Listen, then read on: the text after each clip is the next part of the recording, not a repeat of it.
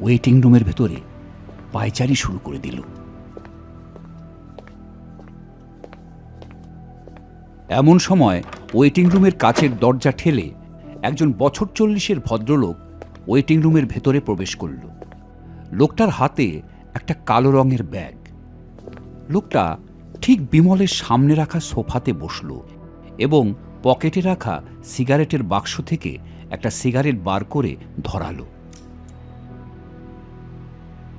বিমল আগের মতো আবার সোফাতে গিয়ে বসল, চোখের সামনে আবার ম্যাগাজিনটাকে মেলে দিল।